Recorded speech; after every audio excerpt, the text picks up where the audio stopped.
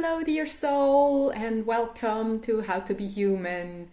Thank you for being here and checking in.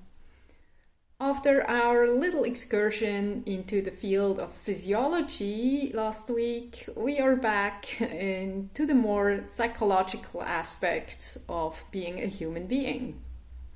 And we're still sticking to the topic of habits, but today will be about changing a habit that we no longer desire.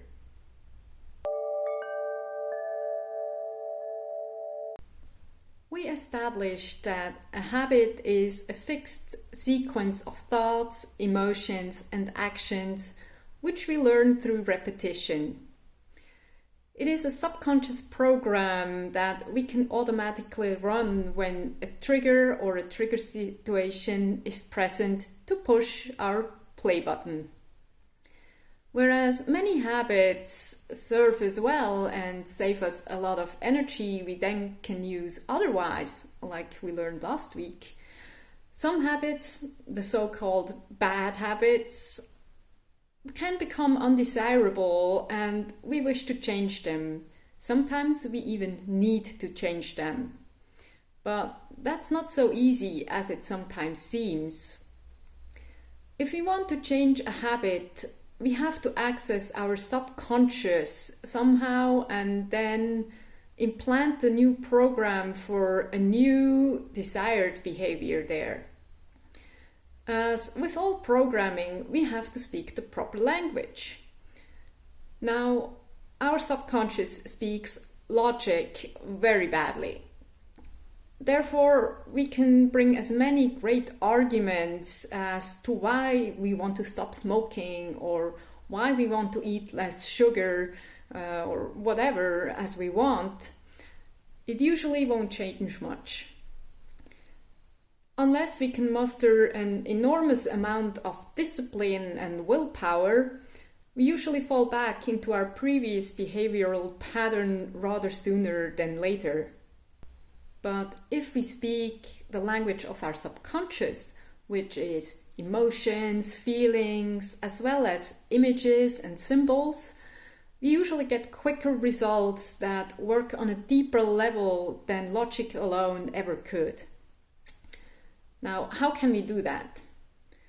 For fairly simple behaviors, one way to reprogram our subconscious would be to first imagine the trigger or trigger situation and then imagine how we want to respond and act and feel in a new way. Imagine your new desired behavior as lifelike as you can, especially how it makes you feel and how great it feels that you finally let go of that old stuff you no longer need. The more you can feel it, the quicker your subconscious will react and relearn. Important is that your new set of thoughts and feelings and emotions are stronger than the old one. So, especially in the beginning, act as if your new behavior had already happened, like it has been your habit forever. But be careful with old patterns or habits you developed out of fear, though. Fear is strongly connected to our survival instincts and thus can be very hard to overcome with imagination and make-believe alone. Since behaviors rooted in any kind of fear are linked to painful and/or scary experiences of the past that cause some sort of inner wounding, other forms of psychological work like psychotherapy, shadow work or similar might be necessary additionally to create a lasting change in behavior. Generally, it is helpful to know the cause for the development of a certain habit. If we know why we developed a certain inner program, it is easier to change it. Now, change can, but usually doesn't happen overnight. It usually takes some time and several repetitions until our new habit sticks.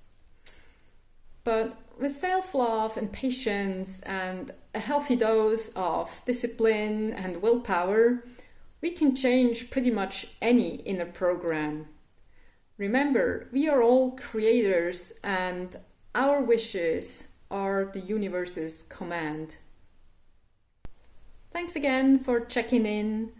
I hope you liked this video, and if you did so, please give it a thumbs up and maybe share it with other people who could profit from information like that. I hope to see you soon again, and until then, lots of love and light from my heart to yours.